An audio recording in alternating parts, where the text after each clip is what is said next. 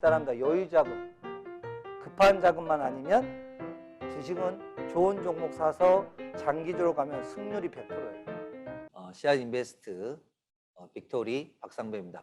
이분이 누구예요? 버핏이잖아요. 성공적인 투자는 시장 타이밍이 아니라 긴 안목으로 운영 성과를 바라보는 장기 투자에 있다. 장기 투자에 있다. 인내야말로 최고의 투자 전략이다. 대신 전제 조건이 있어요. 좋은 주식입니다. 좋은 주식일 때만이 이 말이 맞죠. 땅 갖고 있어. 그린벨트 땅이야. 그 소용 있어요? 없어요? 아무리 좋아도 그린벨트 땅이야. 40년이 지나도 안 풀려. 아이고 그냥 가슴만 답답하죠. 그죠? 종목도 마찬가지. 자, 여기 보시면요. 금리가 오른다는 것은요. 돈을 더 주고도 어때요? 수익이 낼 수 있다고 생각하는 사람이 많아지기 때문에 금리가 올라가는 겁니다. 이제 대한민국의 금리가 0.75에서 1.0, 1.25 이렇게 올라가겠죠. 그러면 적어도 2017년도에 3.2 수준은 회복된다고 봐야 될 겁니다. 2007년도에 17년도에 있었던 3.2. 왜 제가 저걸 알까요? 그때 제가 저 금액에서 대출받아서 지산업센터를 샀기 때문에 알죠. 저 때는 제가 한 달에 이자로 내는 돈이 빌린 돈은 액수를 좀 말하기 좀 그렇지만 한 120만 원 나왔던 것 같아요. 120만 원에서 130만 원. 근데 금리가 떨어지고 나서요. 60 얼마로 줄었어요. 이 0.75 내려왔을 때. 팍 절반이 줄었죠. 그러니까 120만 원에 130만 원 이자를 냈던 사람이 60만 원만 내도 되니까 그 여유가 생기니까 그 돈 가지고 한우를 사 먹거나 아내가 옷이 필요하면 옷을 사주거나 애들이 학원을 더 끊는 다음에 학원비를 대줄 수 있었겠죠. 그죠? 그러니까 경기가 사는 겁니다. 그래서 금리를 강제적으로 이렇게 낮춘 거죠.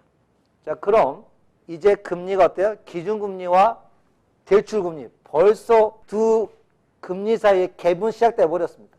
앞으로 여러분들 대출금리가 이렇게 보니까 5.0% 올라갈 것 같아요? 안 올 것 같아요? 그러면 이걸 알고 앞으로 이렇게 올라갈 걸 예상하고 여러분이 코스닥이나 거래소에 어떤 기업을 사 놓았다면 앞으로 그 기업은 1년 지나서 3년 지나서 5년 지나서 엄청난 수익성이 나오겠죠. 그럼 여러분한테 드리는 저의 질문은 뭘까요? 이런 기업에 지금 어떻게 해야 된다? 씨앗을 심고 5천주, 만주를 확보해야 될까요? 말아야 될까요? 그러면 나중에 금리를 올려도 욕을 안 해요. 왜요? 내가 그 수혜를 받고 있으니까. 이걸 전문용어로 해증이라고 그래. 자, 그러면 이제 여기 보시면 저금리 재정구매 주식 사는 건 뭐다? 여러분? 합리적인 선택이다. 결국 금리가 이 구간일 때는 어때요? 여러분? 그때는 채권보다는 주식을 사는 게 맞고 나중에 고금리가 다가오면 이때는 주식을 팔아서 채권으로 바꿔야 됩니다. 이 기본적인 원리를 우리가 알아야 돼요. 개인과 가게에서 기업으로 뭐가 이동된다 여러분? 이걸 알아야 돼. 저금리가 시작되면 돈이 어디서 어디로 넘어간다고요? 개인과 가게에서 기업으로 넘어간다. 이 의도를 알아야 돼. 그러면 고금리가 됐다는 이야기는 뭐야? 기업에서 개인에게 돈이 넘어가는 거야. 그러면 어때요? 다시 여기서 고금리 쭉 내려갔다가 다시 어때요? 저금리가 돼서 이쪽 올라간다는 이야기는 뭐예요? 기업한테 유리한 국면이라는 거지. 왜요? 은행은 개인은 빌려봐야 몇 억이고 몇십억이야. 그런데 1,000억을 빌리는 기업은 어떻게 했어요? 그렇기 때문에 결국 저금리가 된다는 이야기는 어때요? 그러면 이때 돈을 벌었던 기업들에 의해서 올라갈 텐데 그럼 우리는 누구한테 빨대를 꽂아야 될까요? 바로 기업에게 지분을 투자해서 우리도 그 수익을 같이 가져간다. 자, 그러면 경기 변동을 결국 무슨 흐름으로 보면 될까요? 바로 돈의 흐름으로 보면 되는 거죠. 돈의 흐름은 단지 뭐라고 보면 된다? 금리 변동이라고 보면 크게 상관이 없다는 거예요.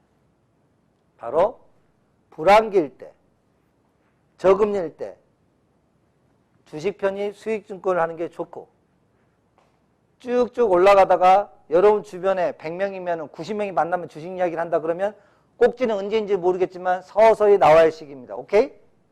그래서 금리가 높아지면 결국 다시 어때요? 쭉 떨어져서 이때가 되면 이렇게. 이런 사이클이 있다는 거죠. 이런 사이클에 대해서 우리가 조금만 알고만 있다면 여러분의 자산의 증가 속도는 훨씬 더 유리할 거다. 오케이? 자, 그러면 자, 주식 대박 핵심 비밀. 우상향입니다. 모든 나라 경제가 우상향하고 있습니다. 이건 뭐냐?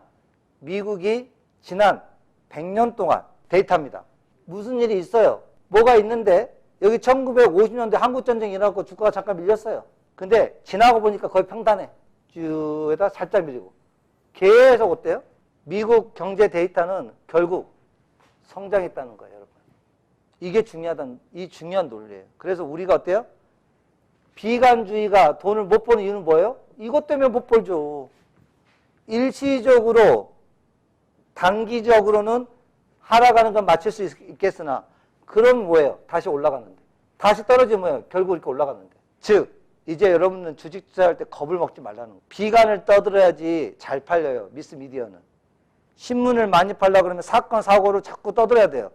그래야 사람이 궁금해서 신문을 보거나 뉴스를 신청하거나 사람들은 보게 되어 있다. 맞습니까? 여기 데이터가 있네. 코로나19 사태 터졌을 때 바닥 찍는 속도 D-21만 찍었네. 자, 코로나는 엄청난 속도로 이게 올라왔어요. 20일 만에. 그 다음에 글로벌 금융위기는 55일 만에 바닥을 찍었고, 유럽 재정위기는 75일 걸렸고, 외환위기는 83일 걸렸고, 여러분. 그런데 결국은 다 뭐예요? 이게 오늘 수업의 핵심이야. 알았다 몰랐다. 여러분이 따라합니다. 여유자금, 급한 자금만 아니면 주식은 좋은 종목 사서 장기적으로 가면 승률이 100%예요. 단지 2달, 3개월, 6개월, 1년 싸움 하면 말고 여러분들이 10년 이상, 15년을 좋은 종목으로 투자해서 가져간다는 이야기는 승률이 90% 이상으로 무지 높습니다. 대신 전제 조건이 있어요. 그 기업의 가치가 재무제표를 봤을 때 지속적으로 ROE라든지 이런 것들이 조금씩 우상향하면서 미래 가치가 올라가는 기업. 그런 기업일 때의 조건입니다. 오케이? 자, 그럼 장기 투자의 우선 경제는 장기적으로 반드시 우상향 성장을 한다는 것을 믿을 필요가 있다는 거죠. 대한민국의 기업, 지금 여기에 있거든. 사실은 이렇게 돼 있지. 자, 여기가 2934포인트 2000년도 코스닥, IT 버블. 그리고 나서 무려 20년 동안을 박스권. 500에서 1000포인트. 20년을 누르고 있었단 말이야. 이게 터지면 어떤 일이 생길 것 같아요? 용수철처럼 튀어올라서 확 가버린단 말이야. 근데 끊임없이 세뇌를 시키죠. 미국 나스닥은 계속 14년 동안 올라가는데 한국의 코스닥은 안 돼, 안 돼, 안 돼, 안 돼, 안 돼, 안 돼, 안 돼. 그래야 한국 사람이 이걸 다 팔지. 그래야 헐값에 누군가가 이거 주워 담겠죠. 지금 5번째 1000포인트 도전이야. 여러분. 그러면 설사 이번에 한 1년 정도 이렇게 갈 수도 있어요. 오케이? 그러면 이게 이렇다고 해서 주식을 팔 필요 있어 없어? 배당받고 있으면 되잖아. 그죠? 그리고 기다리면은 더 올라간다는 거지. 이게. 참 희한하죠. 그렇다면 자유주의 경제에 반드시 물가 상승이 따른다. 결국 역설적으로 기업이 원가에다가 플러스 물가 상승을 할 수 있기 때문에 영업이익이 나서 주가는 올라가는 거예요. 절대로 물가 상승을 가격을 원가를 올릴 수 없다면 기업은 이익이 안 오르죠. 즉 물가 상승이 있다는 이야기는 기업이 가격을 올렸기 때문에 결국 앞으로도 영업이익을 올릴 수 있다는 이야기입니다. 가다 보면 이런 식으로 일시적으로는 떨어질 수 있다. 하지만 결국은 어떻게 된다 여러분? 이렇게 다시 회복된다는 이 데이터를 믿어야 돼요. 이 데이터를 알게 되면 더 이상 주식 투자는 위험하지 않습니다. 근데 너무나 마치 주식 투자를 여러분들 KTX SRT 타잖아요. 그러면 바깥 풍경 잘 안 보여요. 그게 바로 뭐야? 비유할게요. 그게 데이 트레이더. 빠른 시간 안에 뭔가를 바깥을 보고 싶어 하는데 그게 잘 보이냔 말이야. 그런데 여러분들 예전에 있었던 비둘기를 타면 어때요?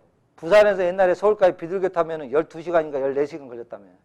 자, 그러면 잘 나가는 기업도 언젠가는 어때요? 일시적으로 이렇게 할 수는 있어요. 그러나 그 기업과 직원들이 잘 이겨내면 어때요?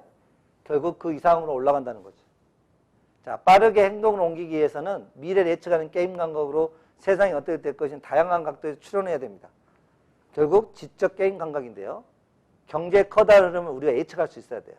남들이 깨닫지 못하는 결국 장래 가치를 발견하여 사도서 오랫동안 그 그 기업을 가져가는 것이 결국은 CR 인베스트의 중요한 철칙입니다. 여기서 결국 어때요?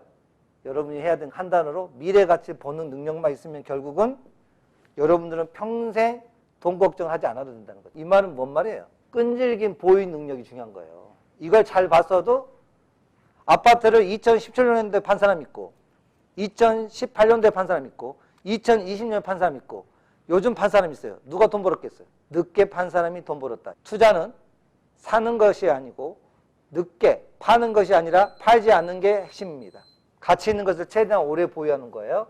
자, 결국 이건 뭐예요? 지금 이 구간이 우리나라 코스닥하고 비슷해요. 이게 뭐냐면 미국의 나스닥 차트입니다. 저는 이게 한국의 2000년도 상황이라고 보는 거고요. 지금 여기가 바로 한국의 2021년도 코스닥 이치라고 보는 거예요. 그러면 몇 년 안에 여기를 간다는 이야기야. 즉 3000포인트야. 여기는 모르겠어. 갈지 안 갈지는 여기는.